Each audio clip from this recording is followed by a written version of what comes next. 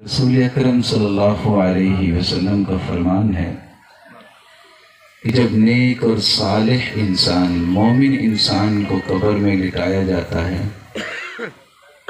تو دو فرشتے جب آتے ہیں اور وہ سوال کرنا چاہتے ہیں تو رسول اکرم صلی اللہ علیہ وسلم کا فرمان ہے سر کی طرف سے آتے ہیں، دائیں طرف سے بائیں طرف سے آتے ہیں، چاروں طرف سے قرآن اور صدقہ اور خیر خواہی یہ چیزیں سوال نہیں کرنے دیتی۔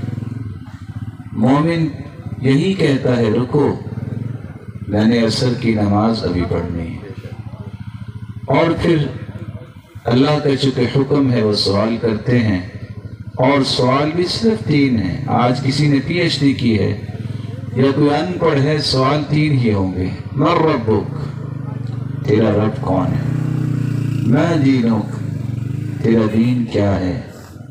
ماذا تقول فی هذا الرجل الذي بعث فیکم، اس ہستی کے بارے میں کیا کہتے ہو جس کو آخری پیغمبر بنا کے بھیجا گیا؟ مومن فوراً جواب دے دیتا، اور خوشی کی بات کب ہوتی ہے؟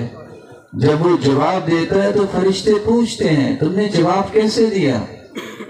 تو وہ کہتا ہے قرأت القرآن وعملت بما فیہ وصدقت، میں نے قرآن کو پڑھا اور اس کی تصدیق کی کہ اللہ نے جو کچھ فرمایا ہے سچ فرمایا، اور میں نے اس کے مطابق عمل کیا۔ آسمانوں سے آواز آتی ہے ان صدق عبدی، میرے فرشتوں میرے بندے نے سچ کہا ہے۔ فَأَلْبِسُوهُ لِبَاسَ الْجَنَّةِ، یہ تین چادروں میں اس کو چھوڑ کے چلے گئے، نہیں یہ میرا مخلص بندہ ہے، اس کو جنتی لباس پہنا دو۔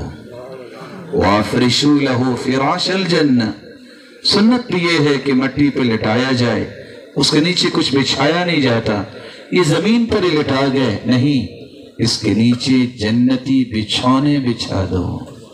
وَافْتَحُوا لَهُ بَابًا إِلَى الْجَنَّةِ، اور قبر میں جنت کا دروازہ کھول دو۔ فَيَأْتِي مِن رِّيحِهَا وَرَوْحِهَا، جنت کی ہوائیں بھی آئیں اور خوشبوئیں بھی آئیں۔ مد بصری، جہاں تک انسان کی نظر جاتی ہے وہاں تک اس صالح انسان کی قبر کو وسیع کر دیا جاتا ہے، اور پھر اللہ ذو جلال کے فرشتے کہتے ہیں نم کنومۃ العروس، اب سو جاؤ، قیامت تک آپ کو کوئی اٹھانے والا نہیں ہوگا۔ یہ وہ خوش نصیب ہیں جنہوں نے اپنی زندگیاں دین پہ لگائی ہوتی ہیں، ان کے قبر کے حالات ایسے ہوتے ہیں۔